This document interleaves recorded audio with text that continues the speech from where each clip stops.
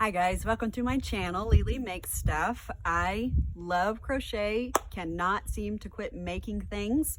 This is one of my designs, one of my favorite. But today we're going to be going over some of the very basic things of how to get started with crochet. I am directing this video on somebody who has never picked up a crochet hook. So that should be very simple, very easy to follow.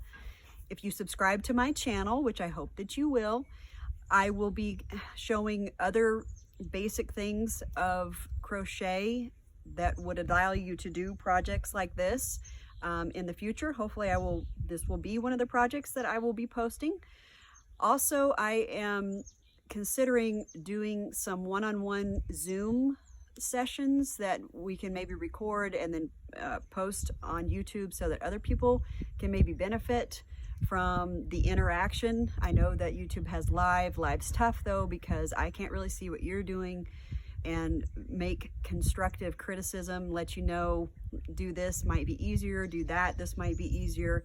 So if that is of interest to you, if that's something that you might want to do, let me know in the comments.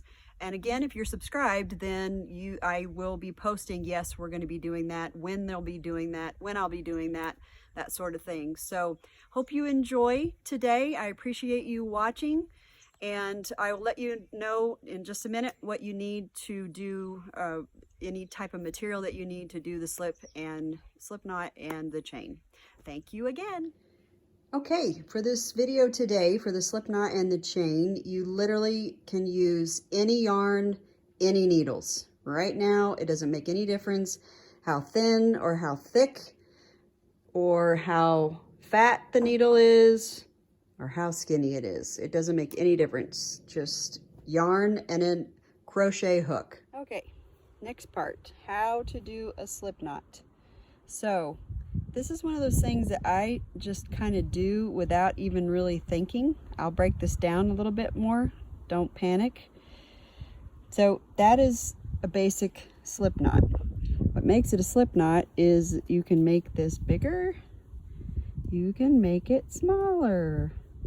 So again, let's break this down. So to do it really, really slowly, you can make a loop like this, okay, so that the loose end, the end that's not attached to your ball of yarn, is on the bottom of your loop, okay? So this would be wrong. See how it's on the top now? You want it to be on the bottom, okay, like this. Some people use their hooks to go through and grab the yarn. I don't think there's any particular right or wrong way about this. And then you pull that, okay? You can do it that way. I tend to just use my fingers. So again, you want the loose end to be on the bottom. So make a loop with it on the bottom. Then you can reach through this hole, grab the yarn, hold on to this end and this end, and then you pull what you grabbed. There you go. Okay? That's how you do a slip knot. So for the purposes of crochet, I'm going to do it one more time. The loose end on the bottom. You're going to go through the hole, grab the yarn, pull it up through that hole. You're going to hold this and this and pull till it gets tight, okay? And for the purposes of crocheting, you want to tighten it, not all the way down. That's way too tight. You will never be able to get your yarn through that hole. So you want it to be not too loose. That's too loose. When you pull through, see how big that is? So that's a little too loose. So you want to snug, but not tight, okay? The next section is going to be going over a chain, and I will show you why this tension, how tight or loose on your hook is why that's important. Okay, now we have our slip knot. I wanted to talk just a little bit about this tail. Okay, you want it long enough so that you can weave it back into whatever project you're going to be doing. You can't cut it off right here because eventually that knot will work loose. In anything dealing with yarn, no knot is ever really permanent, although I think you can make some really good knots that are close to that. But good rule of thumb is you just want to leave enough tail so that if that knot works its way loose, your whole project doesn't come undone.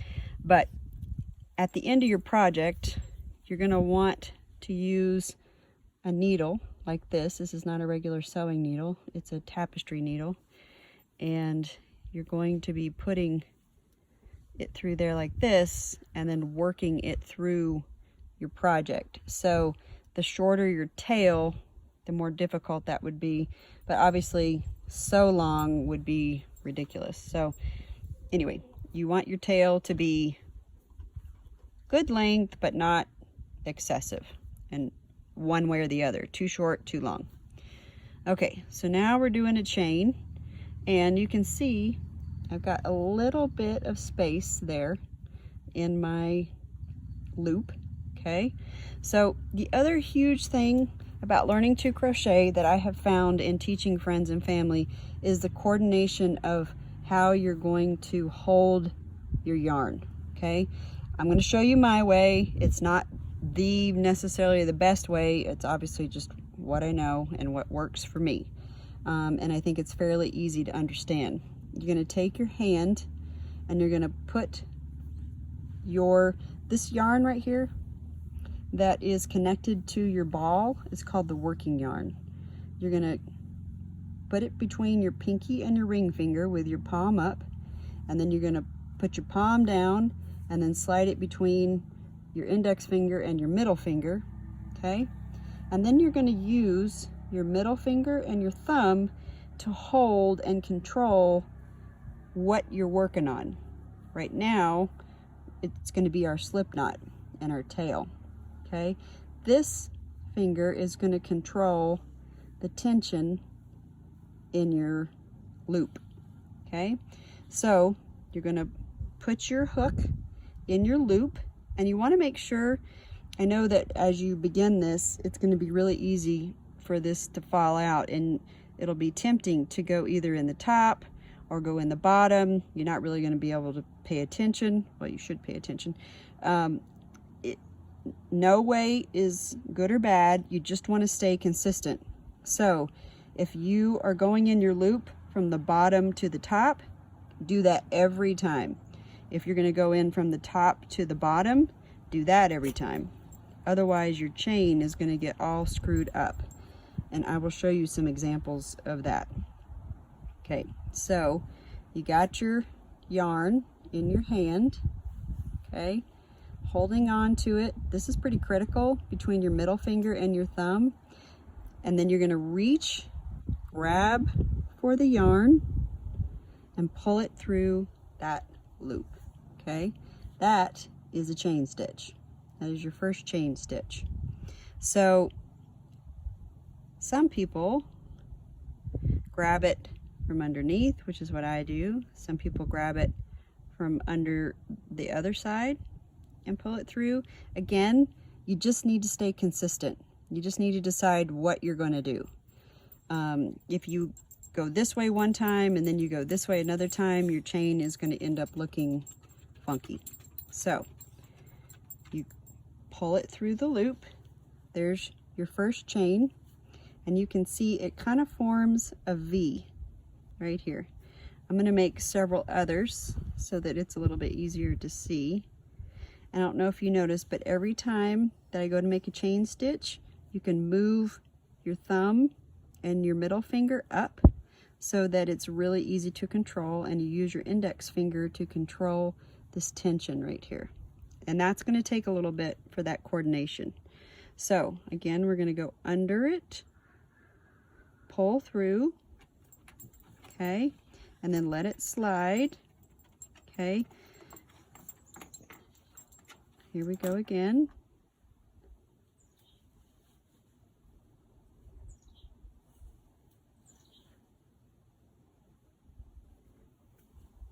Okay, so I didn't do very good there with that last one because you see how they're a little bit different sizes. We want every one of these chains to be as close to the same size as possible. Okay, this got a little tight, so it made it tight. So okay, I'm gonna put the yarn between my pinky, my finger, control the yarn with my middle finger and my thumb, reach underneath, pull through. Okay, so you want to kind of, each time you pull through, just kind of mentally gauge like how much you pull through. This is too much, this is too little, this is just about right. And every time you want to be that consistent. And I would suggest that you do not move on with really any other crochet project until you get real good and consistent with your chain. So in crochet, there's kind of a way to look at this chain, okay? With crocheting, you're going to work back down this way. You're going to make a bridge, is what I call it, and then you're going to work back along here. You're going to make another bridge, work back. I will show you a sample of that. But just for now, just so you know, where your tail is, the free end, that is always going to be, well, your initial chain is always going to be to the left. This is going to be the bottom, this is going to be the top. Okay, so I have some samples here of chains. My husband and my sister were kind enough to be my guinea pigs, and they kind of did some chains here. My husband actually did really good. He literally has never picked up a crochet hook, and this was his right here.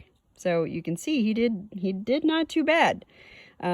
This was his on the smaller yarn. This was my sister's, and then this is my sister's here at the top. So I'll go over why and how like it's important to make it look nice. It's more than just looking. So I was going to let you know kind of what yarn I'm using. The pink one is the Big Twist. It's Value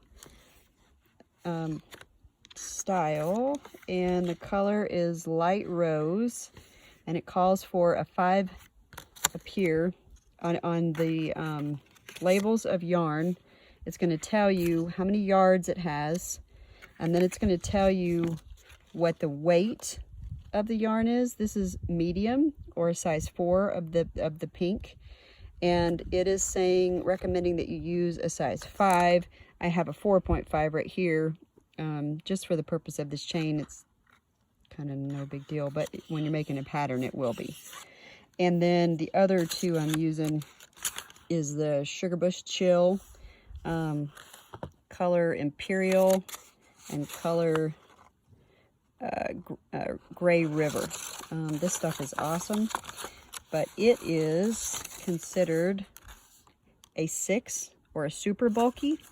So they number the yarn based on how thick it is.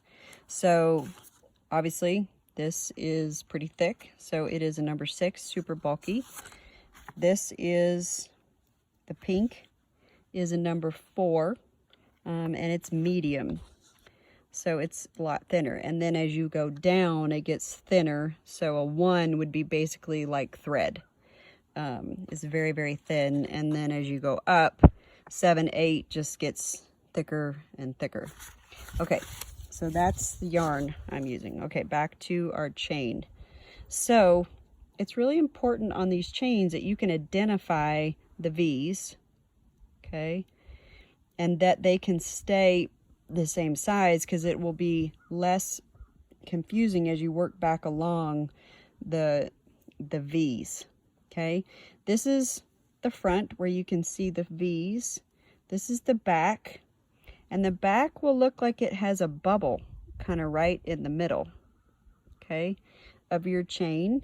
And again, it's just important to identify that stuff for later on when you're working your chain back and forth. If you lose your spot, it gets real confusing and you have to orient yourself as to where you are in that chain. And if you can't see the V, or you can't spot the bump in the back, you're not going to know where you are, and you're going to go in the wrong hole, and then it gets real confusing and you have to pull stuff out and it's frustrating. So as you can see right here, the V kind of gets, not sure what that V is. And a lot of times what causes this, the bumples in the back, you can see pretty good on this one. This one is pretty good. You can kind of see the V's, but as a new crocheter, a lot of times you're going to lose like your spot. And then, like I said, sometimes you're going to come in from the top to the bottom, whereas before you were doing the other way around. So you just want to stay consistent. This one, I think this is the back. It's really hard to tell. And I think this is the front. So before you go any further with crocheting, keep practicing your chains until they look something more like this, and it's really easy to identify your chains, like which specific chains, and then what's the back. Okay, so your very first row, like I was saying before, in a chain, this is always going to be on your left. So if you can't remember which direction you're going and you end up like this, you know it's wrong. You need to turn it around. Okay. I'm going to work in this gray because it's a little bit easier to see in this light. So I'm going to just pull it out. So if you are working your chain and you can't figure out where your V is, pull it out. Just start over. Okay. Pulling out your yarn like this is called frogging in the crochet world. I am just real quickly going to work some chains, and we're going to count them so that you can, so this is actually your knot. That does not, sorry, this is your knot that does not count as a chain.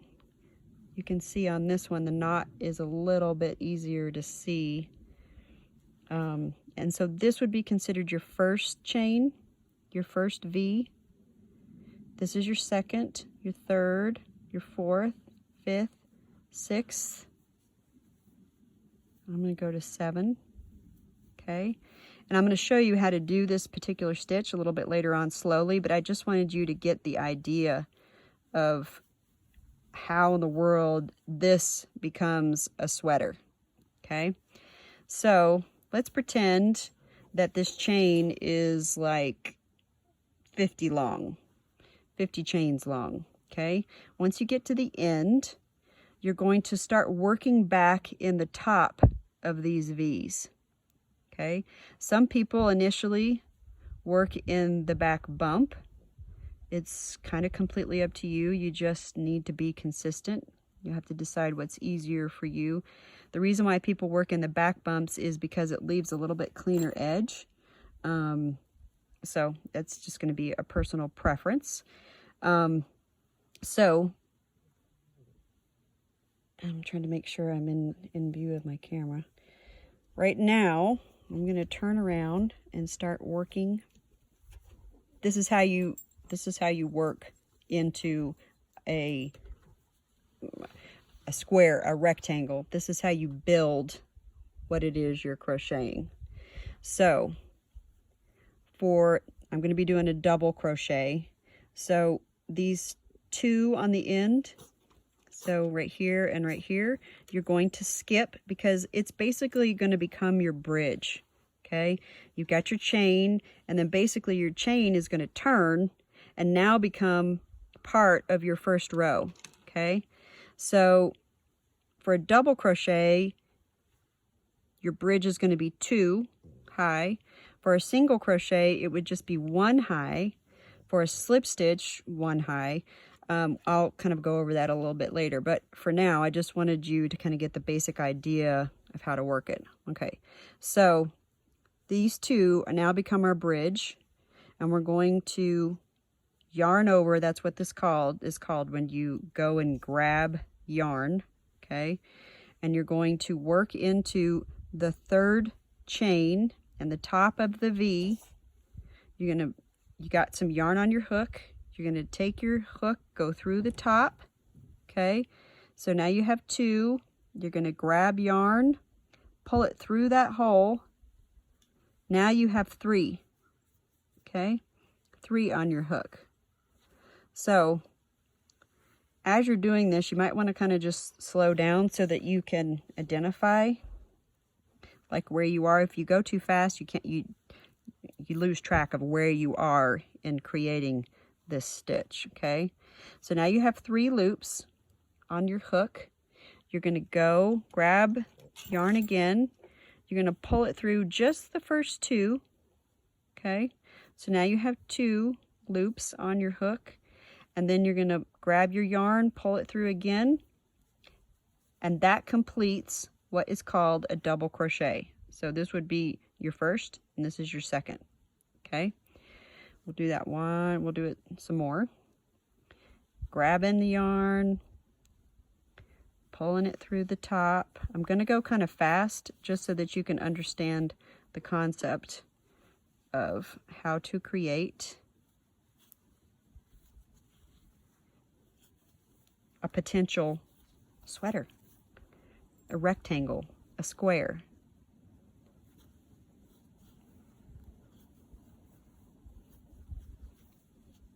Notice that as I'm working this, I'm keeping my middle finger and my thumb right where I'm working so it's easier to control.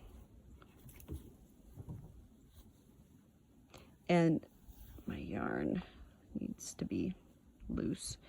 And I'm kind of controlling the tension right here with my index finger.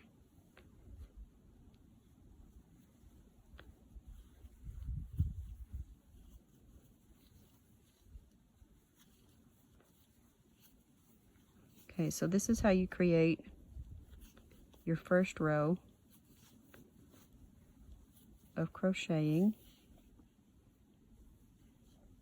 All right, so now we're down to our very last V, okay, our last chain stitch. You just do the same. You're going to continue to work in that top. Okay, so now we have row 1, okay, and sorry, basically if you can imagine, say this was long and you did enough of these rows, it would create a scarf. If it was, say, medium length and you did enough of tall, that would be like a big rectangle. You get 4 rectangles, you basically have a sweater, okay? I'll show you eventually how that happens. So now we're at the end of this row. What do? How do we go back again?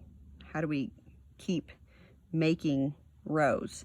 So we got to build our bridge again, and because we're using a double crochet, we're going to chain like you did to begin with, where you grab the yarn and pull it through your loop, okay, like this, and then you turn it. And now you're going to work back across the top of what you just did. So if you turn it like this, you can see your V's a little bit easier than if this is the back side. This is the top side. Well, this is now your front. It was the back.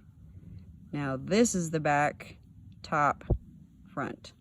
So you've made your bridge. You're going to yarn over, grab your yarn, and now you're going to work back into that V, just the top of the V. You should be able to see like a hole that right below that V creates. You're going to grab your yarn, put it through that hole, grab yarn again. So now you have the 3 loops that is going to form your double crochet. Grab 2, 2, and you work back across.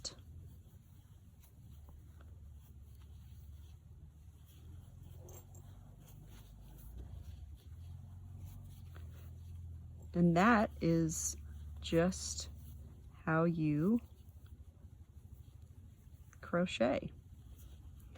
Like I said, the next section we're going to go over how to do this double crochet a little bit more in depth, and different other stitches called slip stitch, single crochet, half double crochet, double crochet. Ugh. Okay. So we're down to the end of that row. So now we have 2 rows.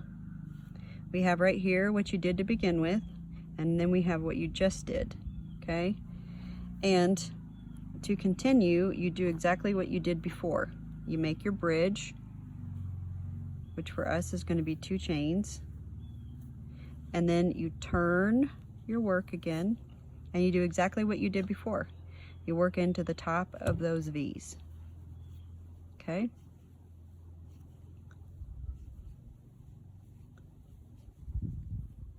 All right.